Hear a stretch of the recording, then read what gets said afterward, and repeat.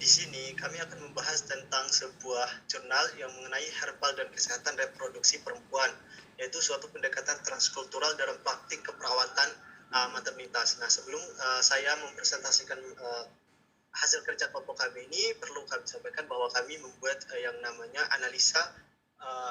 analisa tentang asuhan keperawatan pada asuhan keperawatan yang kami kerjakan dalam sebuah jurnal tersebut. Sesuai dengan tugas dari RPS-nya, Pak. Jadi membuat asuhan keperawatan dengan menganalisa jurnal seperti itu. Jadi kami membuatnya seperti ini. Oke, ini adalah nama-nama kelompok kami. Ada Cindy, ada Imelda, ada Hizbullah, Yustike, Gotera, Elpi, Srian, dan Santi. Mohon maaf yang belum saya masukkan ini, akan saya masukkan setelah ini. Mohon maaf sekali lagi sebelumnya. Baik, kehidupan manusia sangat dipengaruhi oleh lingkungan alam, sosial, dan budaya. Ini berarti lingkungan alam, sosial, dan budaya merupakan sumber yang dapat mendukung kehidupan manusia itu sendiri. Nah, khususnya dalam mempertahankan dan meningkatkan kesehatannya. Nah, perlu dikaji dan diidentifikasi sumber-sumber yang berasal dari lingkungan alam, sosial, dan budaya yang telah menjadi bagian dari kehidupan manusia dengan pendekatan yang sesuai dalam memecahkan masalah, khususnya masalah kesehatan. Nah, saat ini di masyarakat pada umumnya semakin sadar akan pentingnya kembali ke alam untuk menyembuhkan berbagai penyakit. Nah, alam dari dulu sebenarnya sudah menyediakan berbagai macam obat yang selama ribuan tahun yang lalu. Nah, di mana oleh nenek moyang dimanfaatkan manusia secara turun-temurun. Nah, semakin meningkatnya kesadaran tersebut, riset-riset ilmiah pun kini semakin banyak diarahkan pada bahan-bahan alami. Obat-obatan dari tanaman disebut dalam herbal ataupun jamu yang diproses secara modern dan didukung dari hasil riset yang semakin banyak tersedia. Nah, dari masalah ini kita bisa memberikan informasi kepada wanita yang baru melahirkan, kepada ibu-ibu yang baru melahirkan untuk penggunaan obat herbal itu secara baik dan benar seperti itu. Nah, sebelum penggunaan mengedukasi cara penggunaan obat tersebut, maka kita harus menganalisa dulu. Nah, kemudian adapun masalah yang mungkin muncul dalam masalah ini, yaitu masalah kesehatan merupakan suatu keyakinan, nilai, pola kegiatan, dan dalam konteks budaya yang digunakan atau dianut oleh masyarakat perempuan yang bisa merugikan status kesehatannya, seperti yang saya sebutkan tadi. Nah, untuk menjaga dan memelihara kesehatan, masalah kesehatan reproduksinya, dan kemampuan untuk beradaptasi terhadap masalah kesehatan yang timbul, baik pada diri perempuan itu sendiri dan keluarga, termasuk kesehatan anak yang secara tidak langsung mempengaruhi kesehatan perempuan dalam melaksanakan perannya dalam keluarga. Baik.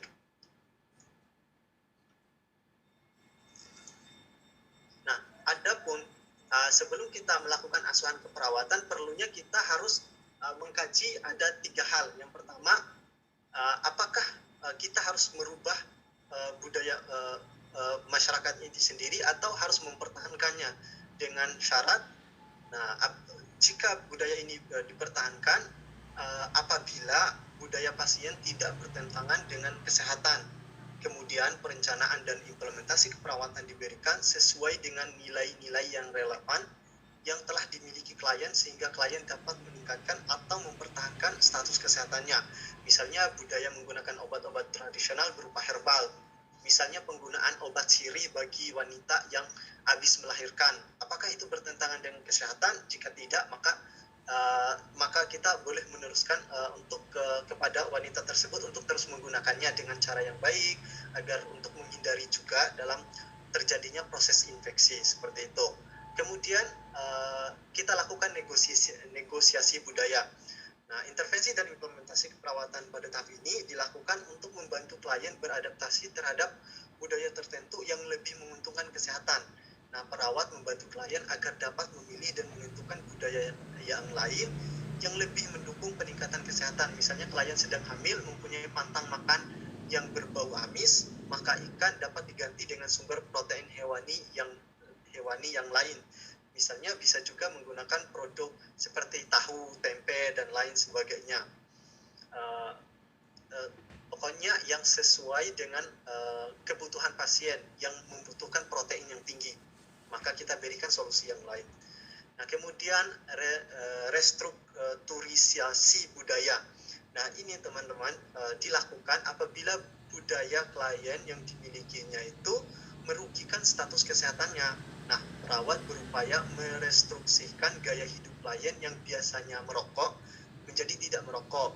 Nah, kemudian pola rencana hidup yang dipilih biasanya lebih menguntungkan dan sesuai dengan keyakinan yang dianut. Nah, adapun proses dari transcultural nursing proses ini ya seperti pada umumnya, yaitu pengkajian, diagnosa keperawatan, perencanaan, pelaksanaan, dan evaluasi. Nah, dalam pengkajian ini, adapun yang dikaji yaitu ada faktor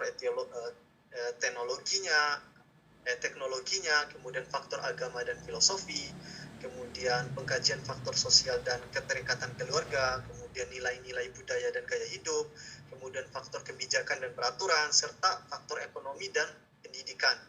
Nah, diagnosa keperawatan ini yang kedua yaitu diagnosa keperawatan. Nah, diagnosa keperawatan yang ditegakkan merupakan respon klien sesuai dengan latar belakang budayanya yang dapat dicegah, diubah, atau dikurangi melalui intervensi keperawatan. Kemudian adapun perencanaannya. Nah, dalam transcultural nursing proses ini perencanaannya itu ada beberapa, ada 3. Kemudian ada culture, care, preservation, or maintenance. Yang pertama, identifikasi perbedaan konsep antara klien dan perawat. Nah, ini yang harus dikaji terlebih dahulu. Kemudian bersikap tenang dan tidak terburu-buru saat berinteraksi dengan klien. Kemudian mendiskusikan kesenjangan budaya yang dimiliki klien dan perawat. Kemudian ada culture, care, accommodation atau negotiation yang kemudian digunakan bahasa yang mudah dipahami oleh klien. Kemudian libatkan keluarga dalam perencanaan perawatan. Kemudian apabila konflik tidak terselesaikan, lakukan negosiasi di mana kesepakatan berdasarkan pengetahuan biomedis, pandangan klien, dan standar etik. Kemudian perencanaan dan pelaksanaannya. Ada cultural care reparting atau reconstruction. Yang pertama, beri kesempatan pada klien untuk memahami informasi yang diberikan dan melaksanakannya. Kemudian tentukan tingkat perbedaan pasien melihat dirinya dari budaya kelompok. Kemudian gunakan pihak ketiga bila perlu.